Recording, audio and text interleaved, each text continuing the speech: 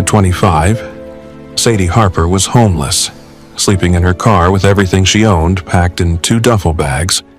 Then, on a freezing night in the North Carolina mountains, she followed an old dog named Scout to a forgotten farmhouse.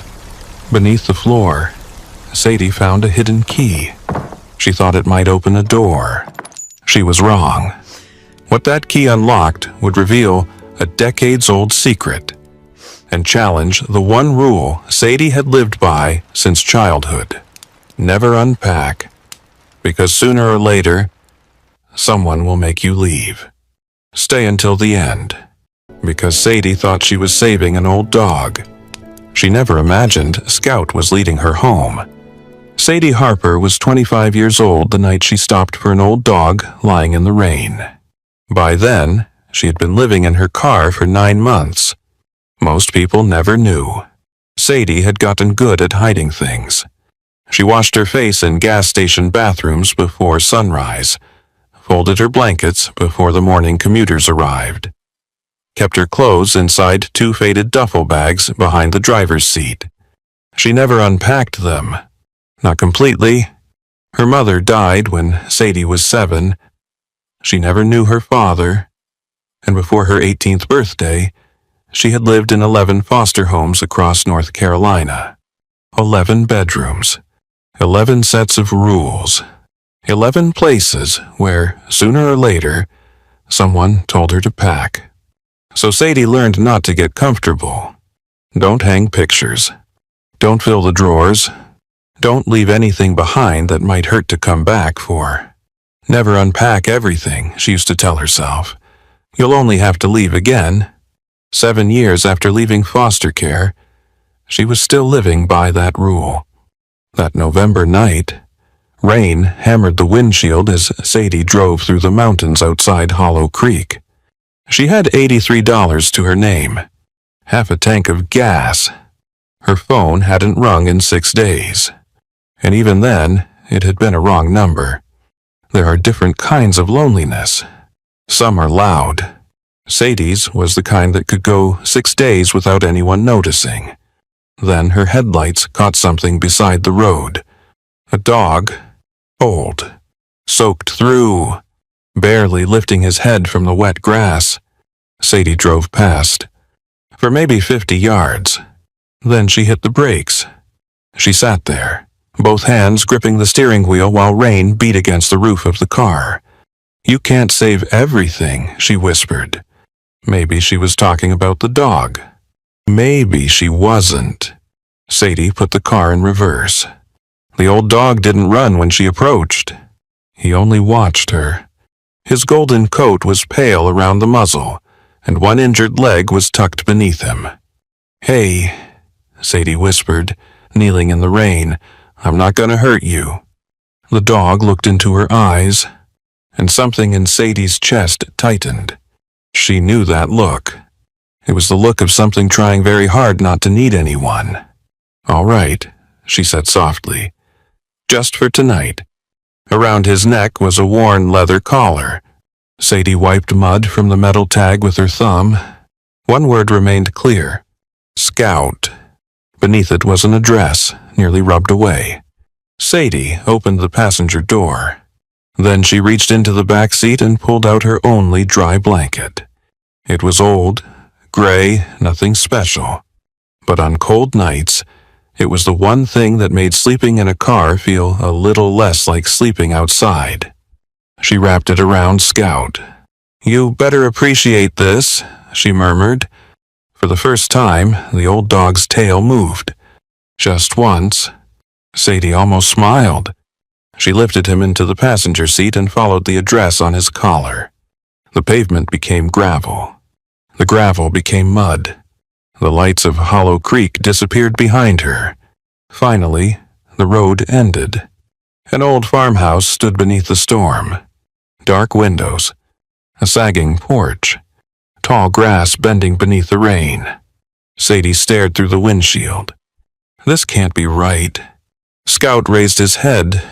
The moment she opened the car door, the old dog struggled out. "Scout, wait." He limped across the yard. climbed the porch steps, and lay down in front of the farmhouse door. Sadie stood in the rain, watching him. Scout rested his head on his paws, like he'd finally reached the place he'd been trying to find. Sadie didn't know it yet, but she had not rescued Scout that night. Not really. She had simply been kind enough to stop when he came to bring her home. Sadie only meant to stay until the rain stopped. That was what she told herself when she pushed open the farmhouse door and stepped inside with Scout leaning against her leg. One night, maybe two if his leg didn't improve, then she would leave. Sadie was good at leaving. The front room smelled of old wood, dust, and the faint dampness of a house that had been closed too long. Her phone flashlight swept across a stone fireplace, a worn wooden table, and curtains so faded they had nearly forgotten their color. It wasn't much, but the roof held. That night, that was enough. Sadie made a bed for Scout near the fireplace using her gray blanket. Then she slept on the floor beside him in her coat. Sometime before dawn, she woke to the sound of rain tapping softly against the windows. For a few seconds, she forgot where she was. Then she heard Scout breathing. Slow. Steady. Sadie turned her head. The old dog was asleep less than 3 feet away. Still here, huh? She whispered. Scout didn't move. Sadie stared at the ceiling. Me too. She wasn't sure why saying it made her throat tighten. The next morning, Hollow Creek looked different beneath a pale November sky. Sadie stood on the porch with a paper cup of gas station coffee and studied the property. The farmhouse sat alone at the end of a narrow gravel road, surrounded by pine trees and an overgrown field. An old barn leaned slightly behind the house. A fence disappeared into weeds along the eastern edge of the land. It was the kind of place most people would call forgotten. Sadie understood forgotten places. By 8 o'clock, Scout was awake. His leg still bothered him, but he followed Sadie from room to room as she searched the farmhouse. There was no food, no electricity. The kitchen faucet coughed brown water before going dry. Sadie checked her wallet. $83. She looked at Scout. Scout looked at her. Don't get used to room service. His tail moved once. That little movement cost her $32 at the feed store in town. Dog food. A cheap water bowl. Gauze. Antiseptic. Sadie stood at the register afterward, staring at the bills left in her hand. $51. She laughed quietly, not because anything was funny. Sometimes, when you've spent enough time near the bottom, the numbers stop frightening you. They just become numbers. On her way out, an older man near the hardware counter noticed the address written on the scrap of paper Sadie carried. Whitmore Place. Sadie stopped. The man was probably close to 70. Broad shoulders softened by age, gray beard, work jacket stained at the cuffs. You know it. He studied her. Used to. Sadie shifted the bag of dog food against her hip. I found a dog. His collar had that address. The man's expression changed. What kind of dog? Old golden coat, white patch on his chest. For a moment, the man said nothing. Then he shook his head. Can't be. Sadie's fingers tightened around the paper. What can't be? The man looked toward the rain-streaked front windows of the store. Henry Whitmore had a dog like that once. Maybe it's his? No. The answer came too quickly. Henry's been dead 12 years. Sadie felt something cold move along her arms. And the dog? Cooper. The man gave a sad smile. Long before Henry. Sadie almost laughed. Then it's not the same dog. No, he said, of course it isn't. But he still looked unsettled. The man's name was Elliot Hayes. He had helped Henry repair the farmhouse decades earlier. When Sadie asked why the place had been abandoned, Elliot became quieter. "No family," he said. "No one stayed long enough to claim much of anything." Sadie looked down. She knew something about that, too.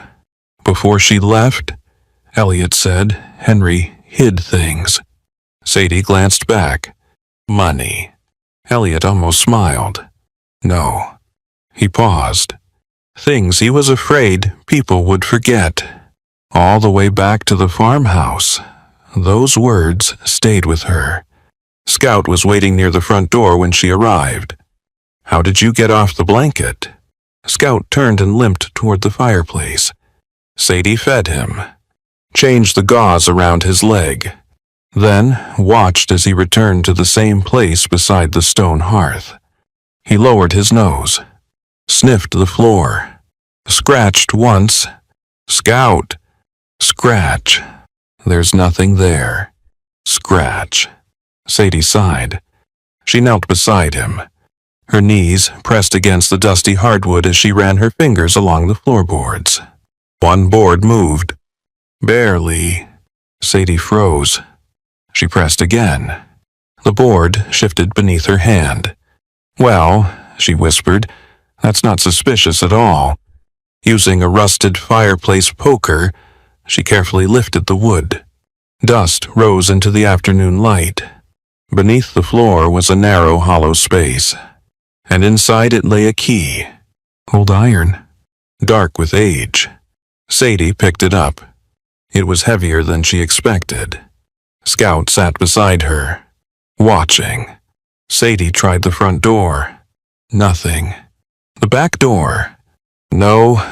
She searched the kitchen cabinets for locks, checked the barn, tried the cellar hatch. The key fit none of them. By sunset, Sadie was irritated with herself. It was a key. Just a key. Old houses were full of things people forgot. There didn't have to be a story behind everything. Sadie knew better than to turn coincidence into hope. Hope had always been expensive. That evening, she sat on the floor near the fireplace eating crackers from the sleeve. Scout rested beside her. The iron key lay in her palm. "I don't know what you want me to find," she told him. Scout lifted his head, then looked toward the fireplace. Sadie followed his gaze. Stone. Ash. An old iron grate. Nothing else. She almost looked away. Then she noticed it. One stone near the bottom of the hearth was smoother than the others. Not cleaner. Not newer. Just different. Sadie leaned closer. She placed her hand against it. The stone moved. A soft click came from somewhere beneath the fireplace. Sadie stopped breathing. Scout's tail tapped the floor. Once, Sadie slowly reached into her coat pocket. Her fingers closed around the old iron key. For 25 years, every door in Sadie's life had belonged to someone else. Someone else decided when she could enter.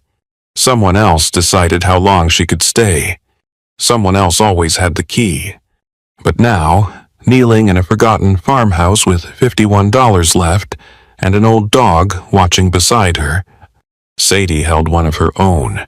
And somewhere beneath the stone hearth, a lock was waiting. Sadie didn't open the fireplace that night. She could have. The key was in her hand. The stone had moved. Somewhere beneath the hearth, something was waiting. But Sadie had spent most of her life learning that surprises were rarely gifts. So she waited. She fed Scout the last of his dinner, added 2 pieces of broken chairwood to the fire, and sat with her back against the wall. The iron key rested beside her. "You're awfully calm about all this," she told Scout. Scout sighed and lowered his head onto his paws. Sadie almost smiled.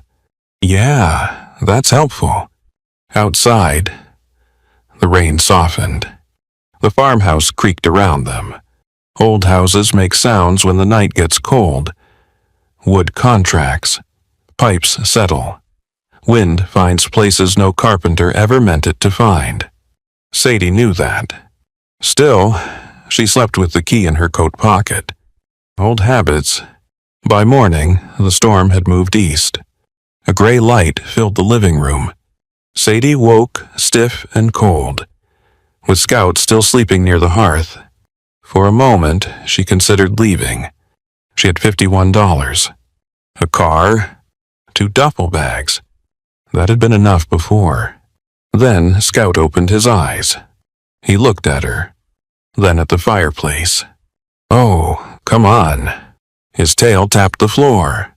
Once, Sadie stood. All right, but if there's a dead raccoon in there, you're handling it. She knelt before the hearth and pressed the smooth stone. Click. This time, she was ready. Sadie slid the fireplace poker into the narrow seam beneath the stone base and pulled. At first, nothing happened. She pulled harder. The stone shifted with a deep, grinding sound. Cold air touched her face. Behind the hearth was a narrow cavity, and inside it sat a small iron box. Sadie's heart began to beat faster. The box was dark with age. Rust had gathered around the corners, but the lock remained intact. She reached into her pocket. The key suddenly felt heavier. Guess this is it. Scout had moved closer. Sadie inserted the key. It resisted. Her stomach dropped. Then she turned it slightly to the left. A click echoed through the room. The lock opened. Sadie stopped breathing. For one foolish second, she imagined money, not millions. Sadie wasn't that kind of dreamer. $5,000 would have felt like a miracle. Even $500. A motel room. New tires. A month without counting every gallon of gas. She lifted the lid. No money. Sadie stared. Well, she whispered. Of course. Inside were letters. Maybe 20 of them, tied together with a faded green ribbon. Beneath the letters lay a leather journal and an old photograph. Sadie picked up the photograph first. A man stood on the farmhouse porch. Tall. Thin. Maybe 60. Beside him sat a golden dog. Sadie's eyes moved toward Scout, then back to the photograph. Same pale golden coat, same broad head, and near the chest, the same small patch of white. No. Sadie turned the photograph over. A date had been written in faded ink. October 14th, 1987.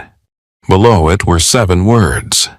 Some dogs don't come back. They simply teach the next one where to go.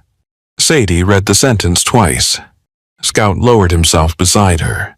You're not him, she whispered. Scout blinked. Just making that clear. But something about the photograph unsettled her. Not because she believed in ghosts.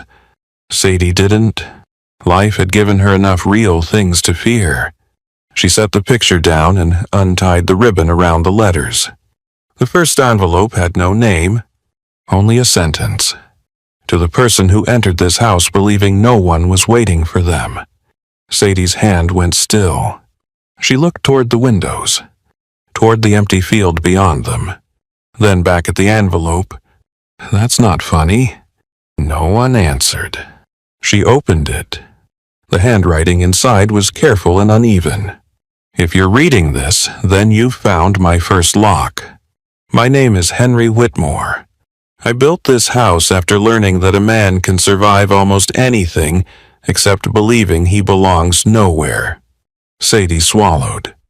She kept reading. Henry had been orphaned before his 10th birthday.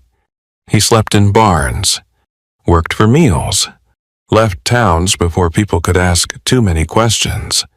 Then came a sentence that made Sadie's eyes stop moving. For years, I never unpacked my bag. Sadie lowered the letter. Across the room, her 2 faded duffel bags were visible through the open front door of her car. Still packed. Always packed. She looked back at Henry's words. I thought leaving first meant no one could abandon me. It took me half my life to understand that sometimes leaving first is still leaving. Sadie pressed her lips together. Something old and carefully buried shifted inside her chest. "No," she whispered. She folded the letter. Too quickly. Placed it back in the box. This was coincidence. Henry had written those words decades ago. He didn't know her. He couldn't. Sadie reached for the journal. She told herself she was only looking for an explanation about Scout. Instead, she read for nearly 3 hours. Henry had built the farmhouse after World War II. Over the years, young men and women had passed through. Runaways. Kids without families. People between jobs. People between lives. Henry rarely wrote their full names. But beside many entries, he repeated the same sentence. "No one who reaches my porch in the rain sleeps outside." Sadie wiped her cheek. She hadn't realized she was crying. Near the final pages, Henry's handwriting became shakier. One entry contained only 2 lines. "The first lock holds my story. The second protects my promise." Sadie frowned. "The second?" Scout suddenly raised his head. His ears moved forward. Then he stood. A low growl came from his throat. Sadie froze. She had never heard him growl before. "What is it?" Scout stared toward the window. Sadie slowly turned. At the far edge of the property, beyond the overgrown fence, a man was standing beneath the trees. Watching the farmhouse, Sadie rose. The journal slipped from her lap. The stranger didn't wave, didn't move. For 25 years, Sadie had survived by knowing when to leave. Her car was 20 feet away. Her bags were already packed. They were always packed. She could be gone in less than a minute. Sadie looked at the door, then at Scout, then at Henry's letter lying open beside the iron box. I thought leaving first meant no one could abandon me. Outside, the man took one step toward the house. Sadie's heart pounded. But this time, she didn't reach for her bags. She reached for the key. Sadie held the iron key so tightly its edges pressed into her palm.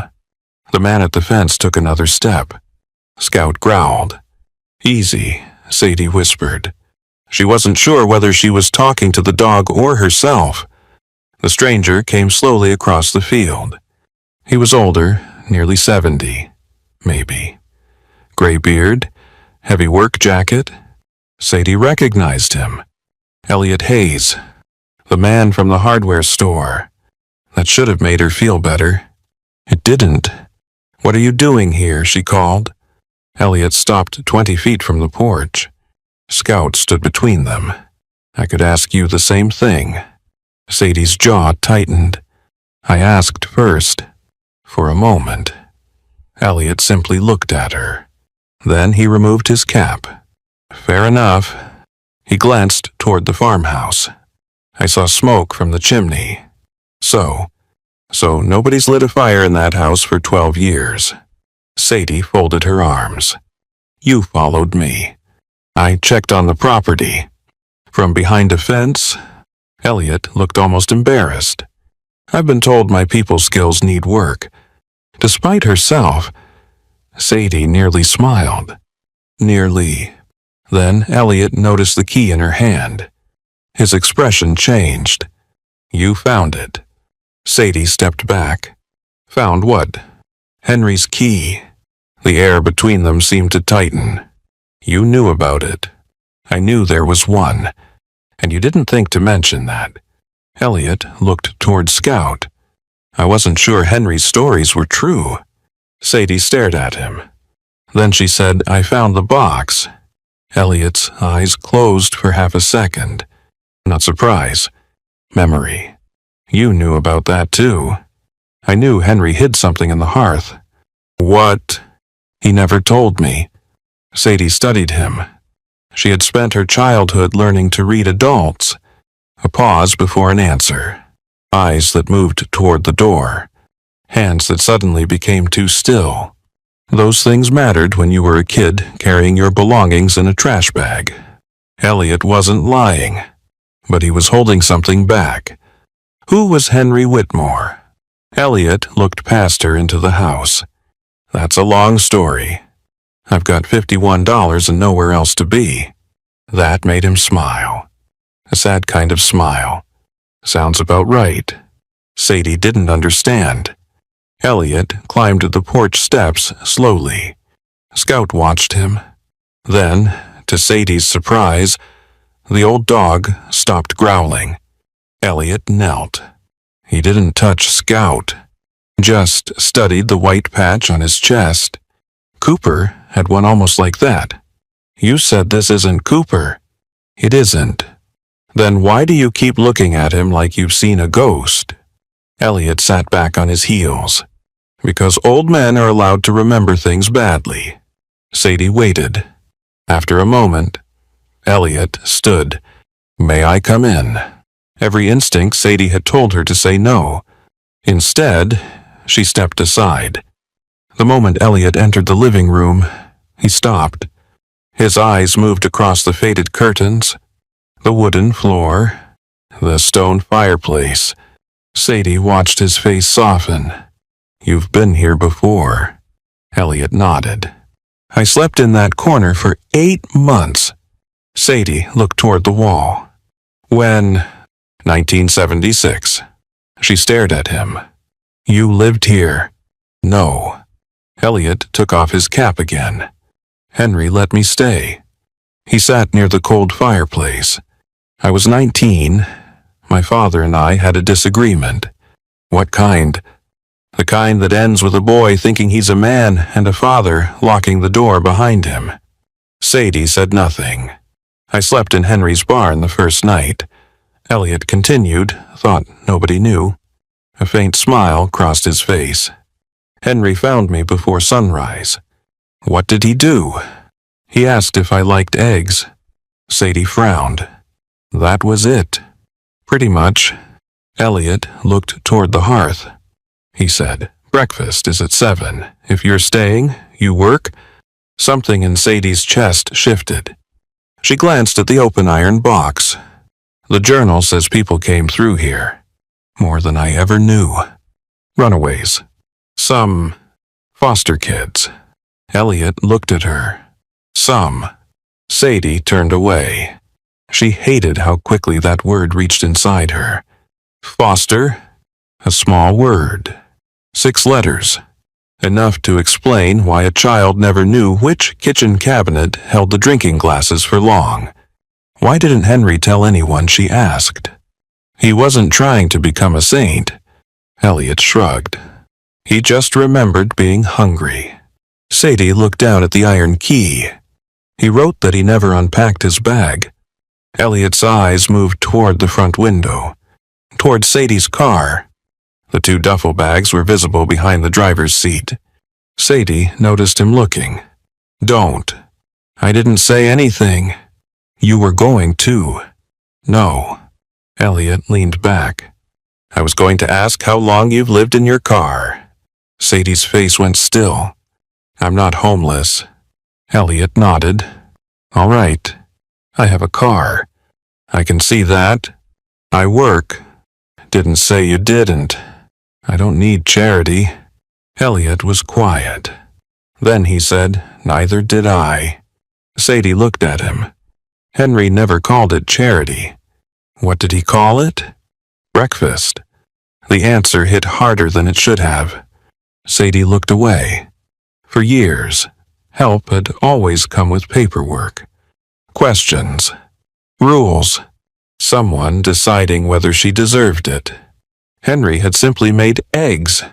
Elliot rose. The roof over the kitchen is leaking.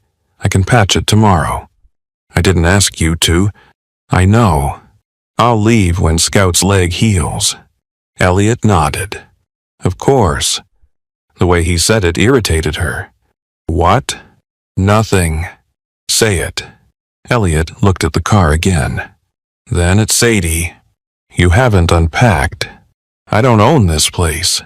That isn't what I said. Sadie's throat tightened. Elliot put on his cap. You've spent your whole life leaving before anyone could leave you. The room went silent. Sadie's face burned. "You don't know anything about my life." "No." Elliot opened the door. "But I knew Henry." He stepped onto the porch. "And once, I knew a 19-year-old boy who slept with his boots on because he wanted to be ready when someone told him to go." Elliot walked toward the field. Sadie stood in the doorway, angry, embarrassed, seen. That evening, she sat beside Scout near the fire. Her car waited outside. The duffel bags were still packed. Sadie stared at them for a long time. Then she stood, walked through the rain-softened yard, opened the back door of the car. She lifted one duffel bag. Only one. Sadie carried it into the farmhouse. Scout watched her place it beside the wall. She didn't unzip it, didn't put her clothes in a drawer, didn't hang anything in the closet. Not yet, but for the first time in 7 years, Sadie carried one of her bags through a door without planning when she would carry it back out. And sometimes, that's how a person begins to stay. 1 week became 3. Sadie never decided to stay at the farmhouse. That would have required admitting she had a choice. Instead, she stayed because Scout's leg needed time. Then because Elliot had started patching the kitchen roof.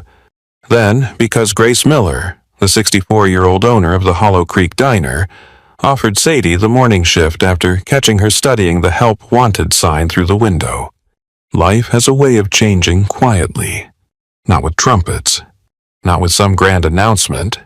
Sometimes it changes because an old woman pours you coffee and says, "You look like somebody who knows how to work."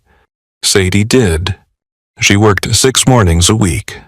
She poured coffee for men who had been sitting in the same booths since retirement.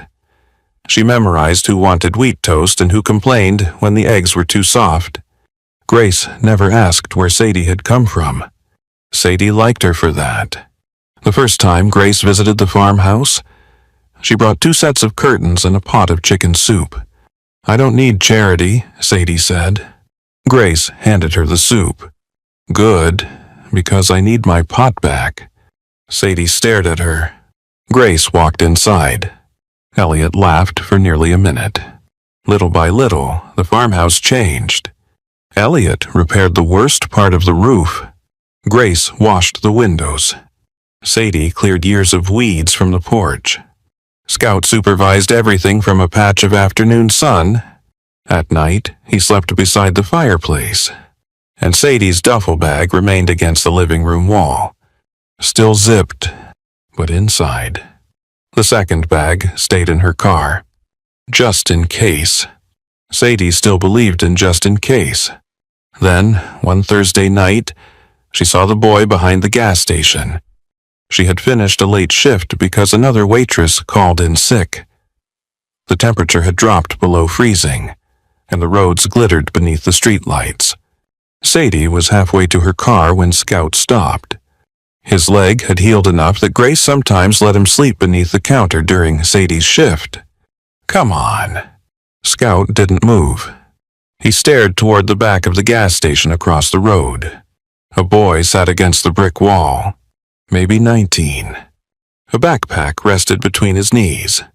His hood was pulled low. Sadie knew immediately. There are things people who have never been homeless don't notice. Clean shoes with dirty socks. A phone being charged through an outside outlet. A backpack held too tightly. And the way someone pretends they're waiting for a ride that isn't coming. Sadie crossed the road. Scout followed. "You okay?" The boy looked up. "Fine." Sadie almost smiled. "Fine." The favorite word of people who couldn't afford the truth. "It's 28 degrees. I noticed. You got somewhere to go." The boy's expression hardened. I said, "I'm fine." Sadie nodded.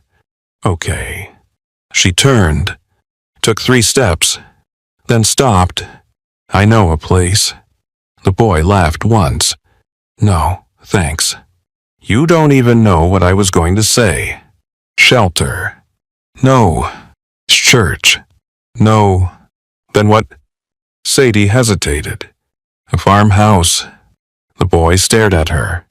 That sounds worse. Despite herself, Sadie smiled.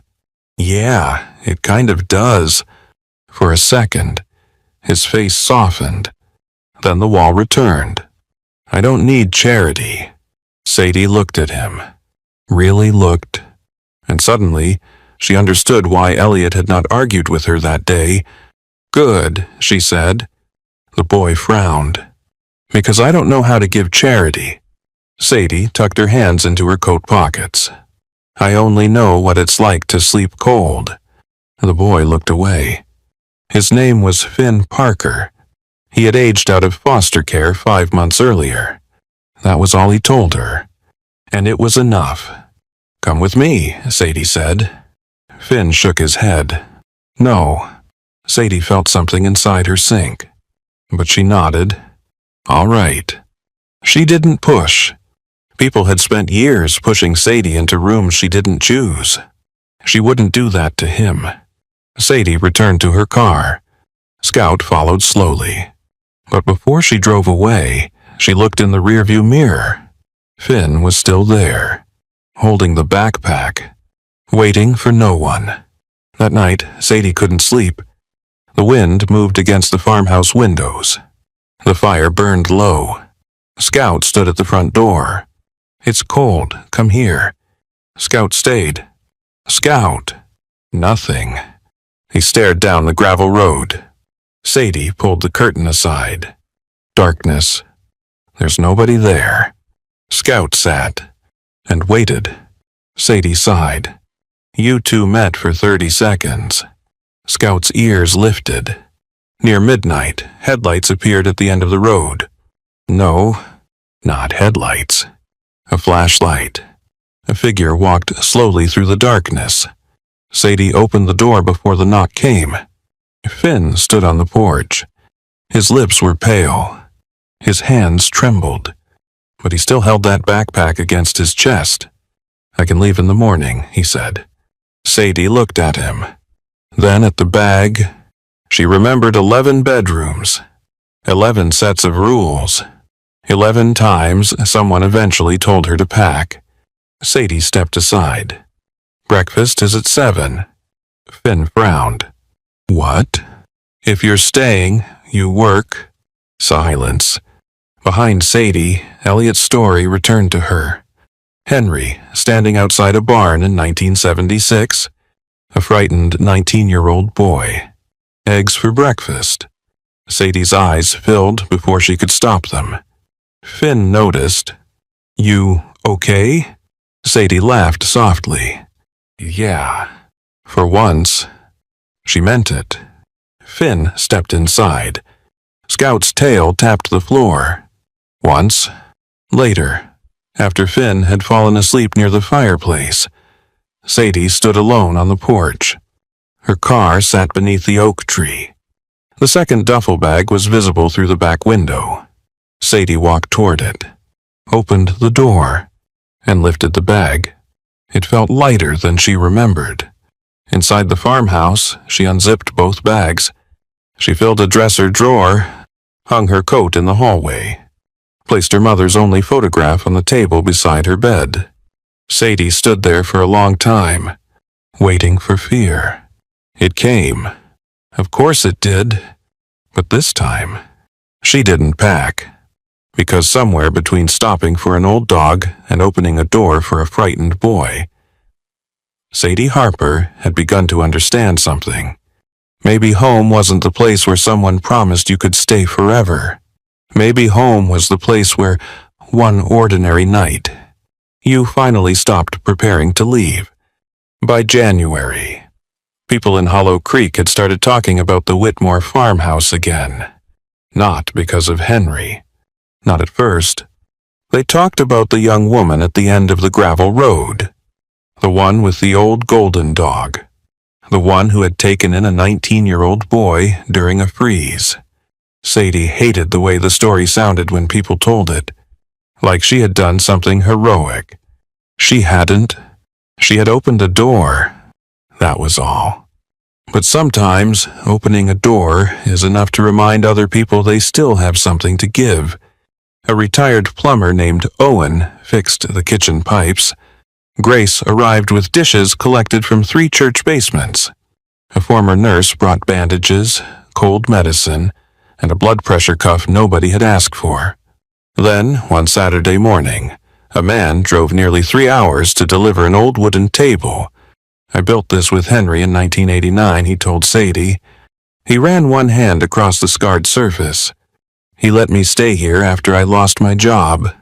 Sadie looked at the table. How many people did Henry help? The man smiled sadly. More than he ever counted. That night, 6 people ate dinner around Henry's table. Grace complained about Finn's manners. Finn complained about Grace's cooking. Grace threatened to hit him with a wooden spoon. Scout slept beneath the table, and Sadie laughed so hard she had to wipe her eyes. For one dangerous moment, she forgot to be afraid of losing it. 3 days later, the white SUV arrived. The man who stepped out wore a dark wool coat and shoes that had never met Hollow Creek mud. He introduced himself as Adrian Cole. Ridgeway Development. Sadie stayed on the porch. Scout stood beside her. What do you want? Adrian glanced at the farmhouse. My company recently purchased several hundred acres surrounding this property. Congratulations. His smile was polite. Practiced. We're reviewing future development opportunities. Sadie waited. Adrian opened a leather folder. The problem is this property. My problem or yours? His smile disappeared. The Whitmore property has no legal occupant. Sadie's stomach tightened. You've been living here without a lease or deed. I know. Then you understand you're trespassing.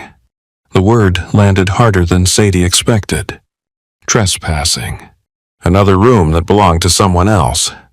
Another door she could be told to leave. Adrian handed her an envelope.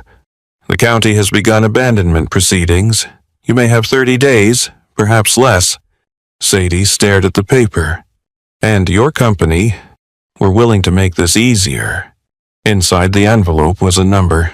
Sadie read it twice. It wasn't wealth, but to someone who had slept in a sedan for 9 months, it looked like safety. An apartment, a better car, a door with her name on the lease. Adrian lowered his voice. You're 25, Ms. Harper. Take the money. Start your life. Sadie looked past him. At the farmhouse, maybe he was right. Maybe this had never been hers. That night, Sadie took both duffel bags from the closet. She placed them on the bed, folded one shirt, then another. The old rhythm returned easily. Fold, pack, leave before the door closes. Scout appeared in the hallway. Don't. He walked into the bedroom. Scout. The old dog lay across the doorway. Sadie laughed bitterly. Move. Scout rested his head on his paws. Something inside Sadie broke. You don't understand. Her voice cracked. Everything leaves. Scout didn't move. My mother left. The words came harder now. 11 families. 11 houses. Every caseworker who said they'd check in. Sadie wiped her face angrily. Everybody leaves. Scout watched her. And if I stay here long enough, they'll take this too. Silence. Sadie looked at the half-packed bag. Then she understood something she didn't want to understand. For years, she had called leaving survival. Maybe once it had been, but somewhere along the way, leaving first had become another kind of abandonment. Her own. Sadie slowly removed the shirts from the bag. The next morning, she placed Henry's journal on the kitchen table. Finn and Everyt sat across from her. Sadie opened to the final entry. The first lock holds my story, she read. Everyt nodded. And the second protects my promise. Finn frowned. So there's another box. Or another lock. They searched for 2 days. The barn, the cellar, kitchen cabinets, loose floorboards? Nothing. By the 3rd afternoon, Finn was ready to give up. Maybe Henry was being poetic. Old men are rarely poetic on purpose, Elliot said. From the porch, Scout barked. Once, Sadie looked outside. The dog stood beneath the steps, nose pressed against an old support beam. Scout! He scratched the wood. Sadie's heart began pounding. Elliot brought a pry bar. Behind a narrow wooden panel was a small brass lockbox. Sadie stared at it. Then at the iron key in her palm. The same key slid into the lock. Click. Inside were legal papers wrapped in oilcloth. Elliot read the first page, then sat down hard on the porch step. What? He handed the document to Sadie. Henry Whitmore had created a charitable trust nearly 30 years earlier. The farmhouse was intended to provide temporary housing for young adults without family support. Sadie's hands trembled. He left the house to people like Finn. Elliot looked at her. No. Sadie raised her eyes. He left it to people like us. For one moment, Sadie thought the fight was over. It wasn't. The trust had been inactive for years. The county still had to recognize its purpose. The farmhouse still needed repairs. And Sadie would have to stand before a public board and explain why she belonged there. Sadie almost laughed. All her life, she had survived by becoming invisible. Now saving the first place she had ever unpacked meant standing in a room full of strangers and asking them to see her. 2 weeks later, Sadie stood before the Hollow Creek County Board. Her hands shook, so she placed the old iron key on the table. My name is Sadie Harper, she began. I lived in 11 foster homes before I turned 18. The room became quiet. I spent 9 months sleeping in my car. Her voice trembled. She continued anyway. I used to keep everything I owned in 2 bags because I believed being ready to leave was the same thing as being safe. Sadie looked toward Elliot, then Finn, then Grace. They had all come. I was wrong. She touched the key. Henry Whitmore built a door for people nobody was waiting for. Sadie's eyes filled. For once, she didn't hide it. I'm asking you, please don't close it now. And when Sadie stepped away from the microphone, she realized something. She had spent her whole life believing courage meant knowing how to survive alone. But maybe courage was something else. Maybe it was finally finding something worth staying for, and allowing other people to stand beside you while you fought for it. Spring came slowly to Hollow Creek. Not all at once. First, the frost disappeared from the porch steps. Then, small yellow flowers pushed through the weeds beside the gravel road. And one morning, Sadie opened the kitchen window and realized the air no longer hurt to breathe. The county board had voted 6 weeks earlier. 4-1. The Whitmore Trust would be reinstated.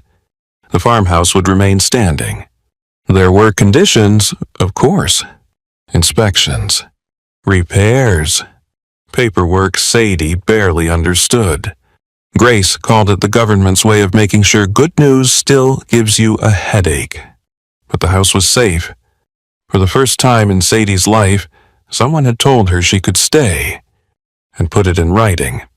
The new sign arrived on a Tuesday. Finn and Elliot carried it from the truck while Sadie stood on the porch with Scout. Now the wood was oak. The letters had been carved by hand. The Rainy Night House. Beneath the name were Henry Whitmore's words. If you reached this door in the rain, come inside. Sadie ran her fingers across the letters. You like it? Elliot asked. She nodded. She didn't trust her voice. Finn leaned against the porch railing. It's a little dramatic. Grace slapped the back of his head. Ow. Respect history. You've known about this place for 4 months. Long enough. Sadie laughed. Scout's tail moved against the porch boards. Once, it had become their little language. By summer, the farmhouse no longer looked forgotten. The roof held. The kitchen sink worked. Someone donated 3 beds. Grace organized Sunday dinners and complained every week that nobody brought enough dessert. Finn started learning carpentry from Everyt. He was good with his hands, better than he believed. And Sadie had a bedroom. Her own bedroom. There were clothes in the dresser, a coat hanging in the closet. Her mother's photograph sat beside the bed. Nothing was packed. Sometimes Sadie would stand in the doorway and look at the room. Just look. People who have always had a room of their own may never understand that. The quiet miracle of leaving a shirt in a drawer and believing it will still be there tomorrow. Scout grew older that year. Sadie noticed it in small ways. He stopped following her upstairs. He took longer to cross the yard. Some mornings, Finn had to lift him into the truck. "You're getting lazy," Sadie told him. Scout would look at her with those tired brown eyes. His tail would tap once.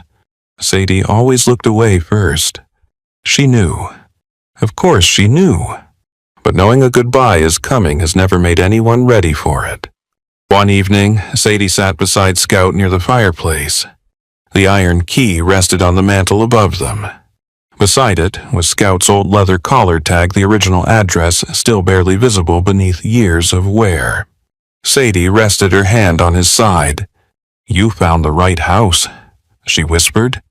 Scout breathed slowly. "But you picked the wrong girl." His eyes opened. Sadie smiled through the ache in her throat.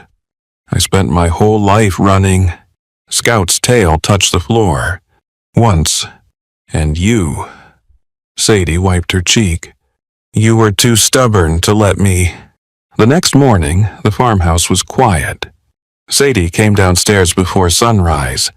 She started the coffee, opened the curtains. Then she noticed Scout beside the fireplace.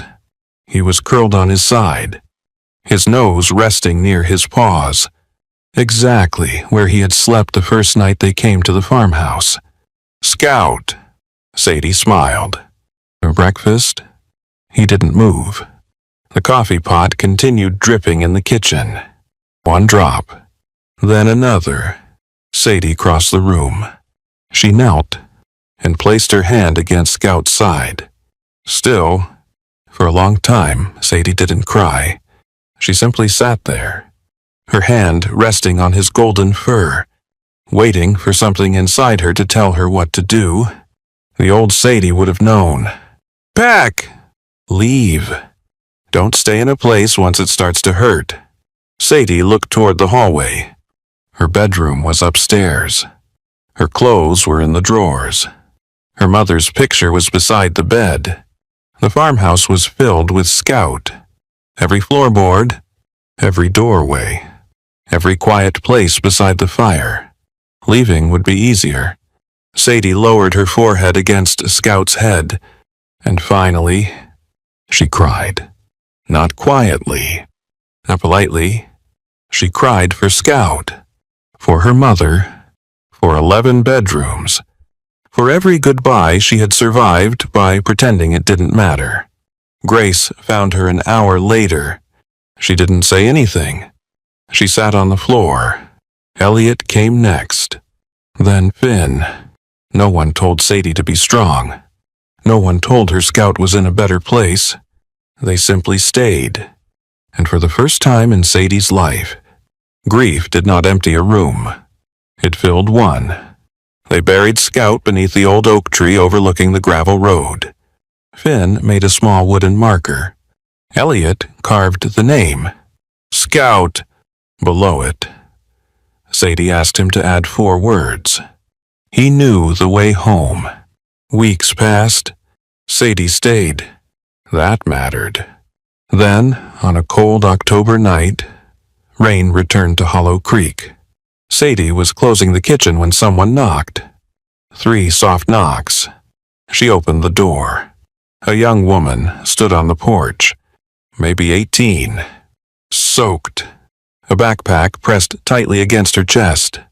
"I was told," the girl began. Her voice shook. "I was told maybe I could stay here." Sadie looked at the backpack. She knew that grip. The way someone holds everything they own when they believe the world might take it. For a moment, Sadie saw herself. 25. $83. 2 duffel bags. An old dog lying beside a mountain road. Sadie opened the door wider. "Breakfast is at 7. The girl blinked. "What?"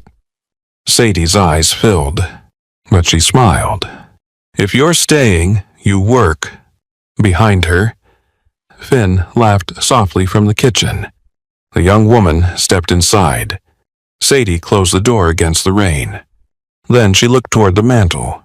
Henry's journal, the old iron key, Scout's worn collar, and finally, Sadie understood. She had thought she rescued Scout that night on the mountain road. She had been wrong. Scout had never been looking for a home. He already knew where home was. He had been looking for someone who needed to be brought there. And he found Sadie, a girl who had spent her whole life learning how to leave. Then, without ever saying a word, he taught her how to stay. Some things save us when we're young, and imprison us when we grow older. Sadie learned how to leave before she ever learned how to stay. As a child, keeping her bags packed had protected her. But at 25, no one was asking Sadie to leave anymore. She was leaving for them. Then Scout found her in the rain. He never gave her advice. He simply led her to an old farmhouse, to Henry's story, to Finn, and finally to a door Sadie learned to open for someone else. Scout taught her something simple.